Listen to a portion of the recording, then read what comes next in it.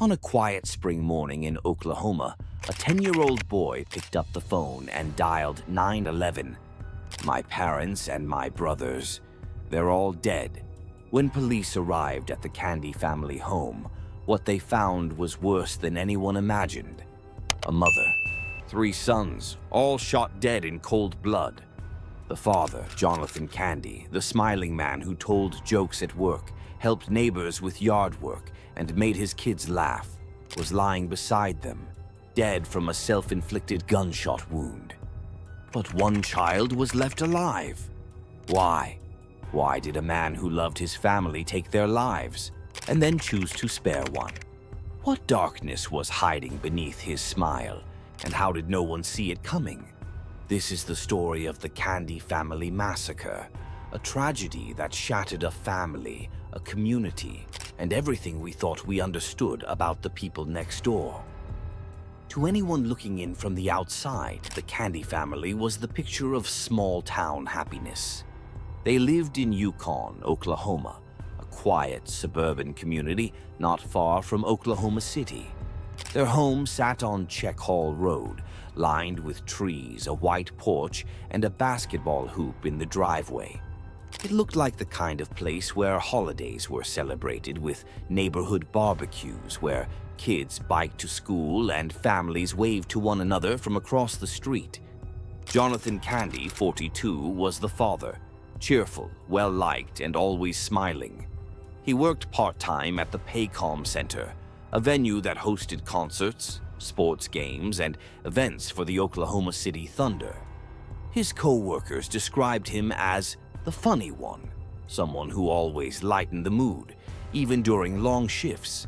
He told jokes, helped with extra tasks, and never seemed to take anything too seriously. His wife, Lindsay, was 39. Friends say she had a laugh that filled a room and a talent for making people feel welcome. She was a full-time mother, raising 4 sons, no easy task, but one she did with warmth and endless energy. Together, Jonathan and Lindsay had 4 boys. Dylan, 18, the eldest, a music lover, a drummer in the Mustang High School marching band. He had just started attending Oklahoma Baptist University. Teachers described him as a big-hearted leader, the kind of person who helped the shy kids feel seen. Ethan, 14, was the athlete, a competitive, sharp, driven baseball player at Mustang North High School. His coach said, "He was my son's best friend, a kid who made every day better for the team." Lucas, 12, was the playful one, always outdoors, always moving. He loved soccer and followed his older brothers to every practice, kicking a ball on the sidelines, waiting for his turn to shine. And the youngest, just 10 years old, whose name has been withheld from the public to protect his privacy. He loved video games and pancakes. He had a quiet spirit, full of curiosity. Family photos told the same story: birthday cakes, holiday sweaters, weekends at the lake. In one TV segment for Discover Oklahoma, Jonathan and Lindsay were even featured visiting a bakery, talking about pastries and favorite desserts. She loved carrot cake. He loved anything sweet. They laughed. They looked happy. There were no red flags, no warning signs, not a single call to police, no history of abuse or violence. By all appearances, they were a close, loving, ordinary family. But inside their home, something else was happening. Something no one, not their neighbors, not their friends, not even their relatives, could see. And on April 22nd, 2024, the illusion shattered. The youngest son awoke like it was any other day. He heard nothing unusual, just the hum of a fan and the brief chirp of a fire alarm. He didn't know then that the silence wasn't normal. It was the silence of death. When he stepped into the hallway, he saw blood, bodies, his mother and 3 brothers, all motionless, lying in it. In shock, the boy did the only thing he could think to do. He picked up the phone and called for help. What happened next would tear through the town of Yukon like wildfire, turning a local tragedy into a national mystery. Because Jonathan Candy, the man everyone thought they knew, wasn't the victim. He was the killer. When emergency responders arrived at the Candy residence just after 9 a.m., nothing prepared them for what they were about to walk into. The front door was unlocked, the house silent. Inside, they found the lifeless bodies of Lindsay Candy and her 3 sons, Dylan, 18, Ethan, 14, and Lucas, 12, each lying in pools of blood. All had been shot. There were no signs of movement, no evidence of struggle. It was as if death had entered the house swiftly, silently, and without resistance. In one of the rooms, they found Jonathan Candy, the father. He was lying on the floor with a self-inflicted gunshot wound to the head. The weapon, a handgun, was found beside him. At first, no one wanted to believe what they were seeing. The officers on the scene searched for any sign that an intruder had forced their way in, a broken window, a forced lock, even an open door. But there was nothing. Nothing had been taken. No valuables disturbed. No unfamiliar footprints tracked across the floors. And that's when reality began to settle in. This wasn't the work of a burglar or a random act of violence. This was a family annihilation, and the killer had been one of their own. Even more disturbing was the boy who had survived. The 10-year-old had been asleep in his room when the murders occurred. The fire alarm may have gone off briefly, possibly triggered by the gunshots, but he didn't hear them. A ceiling fan blowing air toward his bed may have muffled the sounds. By the time he stepped out of his room, it was already over. The house was still. The bodies of his parents and brothers lay in silence. Somehow instinctively, he knew what had happened, and yet couldn't process it. When he dialed 911, his voice was calm but confused, panicked but detached. He said what no child should ever have to say. "My parents and my brothers, they're all dead." The dispatcher tried to keep him on the line. Help was already on the way. As the scene was secure, the child was gently removed from the house, placed in the care of nearby family members, and shielded from the full horrors of what had occurred. But even then, investigators were haunted by the same question. Why did Jonathan spare his youngest son? It wasn't a case of interrupted violence. The killings had been methodical, one after another. There were no signs of hesitation. And yet for some reason, when Jonathan came to the last bedroom, he stopped. Was it remorse? Exhaustion? Was he unable to carry it out, or had he always intended to leave one child behind? There were no answers, only possibilities. Over the next several days, police and forensic investigators combed through the house, gathering shell casings, analyzing ballistics, reconstructing the sequence of the killings. They came to one grim conclusion. The family had been murdered one at a time, in quick succession, likely while asleep or preparing for their day. There were no defensive wounds, no broken furniture, no overturned objects. Lindsay and the boys never had a chance to fight back. Whatever led to that moment, that decision, it hadn't erupted in chaos. It had been calculated. The public wanted explanations, so did the press. How could this happen in such a normal family? Why would a man like Jonathan Candy, cheerful, helpful, well-liked, commit an act so monstrous? To answer that, investigators would have to dig beneath the surface, into finances, marriage, and, ultimately, the mind of a man who no longer saw a way out. At first, it didn't make sense. Jonathan Candy was known in the community as a man who smiled easily and joked often. He was the kind of neighbor who'd lend a ladder, mow a lawn, fix a faucet. No one, not his co-workers, not his friends, not even his extended family, had ever seen signs of violent behavior. But the deeper investigators looked, the more they realized that the image of Jonathan Candy was just that, an image. Behind closed doors, pressure had been building for years. Jonathan worked part-time at the Paycom Center, and while he enjoyed the job, it was not enough to sustain a family of 6. Lindsay, his wife, stayed home to care for their 4 boys. Their financial structure relied on limited income and mounting debt. As police reviewed the Candy family's financial records, they began to see the weight Jonathan had been carrying. Multiple credit card balances, medical bills, delinquent loan notices, and a savings account that had been drained months earlier. Friends and co-workers later admitted they had no idea about Jonathan's financial situation. One co-worker described him as always upbeat, saying, "He made you forget your own stress. That's how good he was at hiding his." But hiding it had a cost. According to relatives, Lindsay had grown increasingly anxious about their finances. She had confided in family members that arguments over money were becoming more frequent and more intense. Jonathan, meanwhile, said little to anyone. He never asked for help, never opened up, never gave any outward sign that he was drowning beneath the surface. Until it was too late. In the days after the murder-suicide, investigators uncovered something that would finally explain the inner storm Jonathan had kept secret. A handwritten diary tucked away in his home office. It was not long. It didn't need to be. The entries were raw, filled with confusion, self-loathing, and desperation. Jonathan wrote of feeling like a failure, not just financially, but emotionally.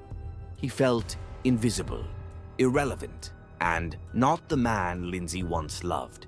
He spoke of debts he couldn't pay, of dreams he had abandoned, of a growing fear that his children would one day see him as weak. In one entry, he wrote, "They deserve better than me. I don't know how to fix this. I just wanted to stop." Another read, "I feel like a shadow. They all smile around me and I'm just watching them drift away." The diary didn't contain a direct confession, but it revealed a man who was slowly losing his sense of self. A man overwhelmed by responsibilities he believed he couldn't meet. A man isolated by his own silence. To understand Jonathan's behavior, police consulted forensic psychologist Dr. Joni Johnston, an expert in family-related murder-suicide cases. Her conclusion was sobering. This was not a spontaneous act, she said. It was the result of long-term emotional collapse, depression, hopelessness, internalized shame. Men, in particular, are often socialized to suppress vulnerability, to equate asking for help with failure. That repression, combined with stress, can become explosive. She added that Jonathan's depression was likely hidden, even from those closest to him. His public persona, the happy, helpful family man, masked a deteriorating inner world. In clinical terms, it's called masked depression. The sufferer laughs, works, even socializes, all while descending deeper into mental illness. And yet, no one saw it. No one recognized the signs. Or maybe they were too well concealed to be seen at all. Police also focused on the final night before the murders. According to family members, Jonathan and Lindsay had argued again, this time more intensely than usual. Lindsay had reportedly raised serious concerns about their mounting debt, even suggesting changes to their lifestyle that Jonathan took as criticisms. He felt cornered, trapped, and humiliated. Investigators believe that sometime during the early hours of April 22nd, after the argument ended and the rest of the family had gone to sleep, Jonathan made his decision. What followed was not a spontaneous act of violence, but a cold, methodical execution driven by despair. What haunts everyone involved, friends, neighbors, psychologists, is that no one knew. No one saw the shift. No one heard the alarm until it was already too late. In a house filled with death, one boy lived. He was just 10 years old, the youngest of 4 brothers, and the only one spared from the violence that unfolded that morning. His survival has raised a question that no one has been able to answer. Why? Why, in the midst of despair and destruction, did Jonathan Candy walk past that final bedroom door and choose not to open it? Why, after murdering his wife and 3 older sons, Did he leave one child breathing? Investigators have searched for meaning, for logic, for anything that might explain the decision. But so far, there is no definitive answer. Forensic psychologist Dr. Joni Johnston, who examined Jonathan's mental state through his diary and case materials, offered several possibilities. She suggested that at the final moment, Jonathan may have experienced a brief return to clarity, a spark of hesitation or guilt. Perhaps he looked at his youngest son and couldn't follow through. Perhaps the innocence of that child, still asleep, was enough to stop him. Or maybe he intended for the boy to survive all along. In some cases, Dr. Johnston said, the perpetrator believes that by sparing one child, they are preserving a piece of the family. It's irrational logic born of irrational grief, but to the offender, it makes perfect sense. There's also another theory, one that's harder to confront, that Jonathan left his youngest son alive intentionally to bear the burden of what happened, not out of mercy, but out of something darker, something rooted in control. Whatever the reason, the result is the same. A 10-year-old boy, now an orphan, a child who awoke to a blood-stained house, who called 911 not even fully understanding what he had witnessed, who will one day learn, if he hasn't already, that the father he loved was the one responsible for the destruction of his world. Since the tragedy, the boy has been placed in the care of extended family. He is receiving ongoing psychological support from trauma specialists. He does not speak publicly. His identity is protected, and those close to him have asked the public and the media to let him grieve in peace. But even with the best support, even with the safest new home, the trauma remains. Experts say that survivors of familicide, especially children, face one of the most complex recovery paths in psychiatry.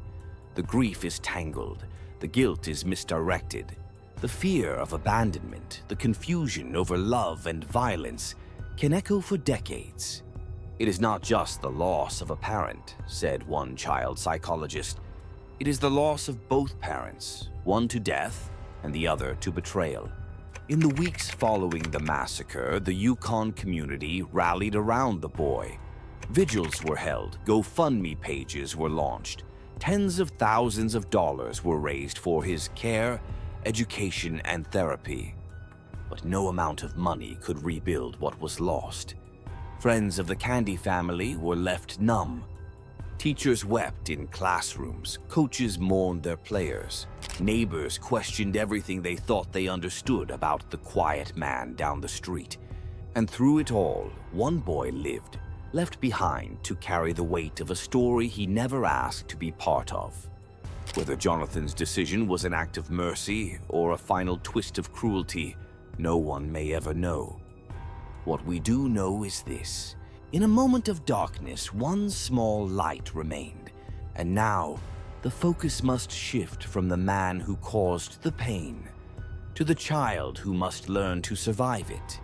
In the wake of the Candy family massacre, grief settled over Yukon, Oklahoma, like a shadow that would not lift.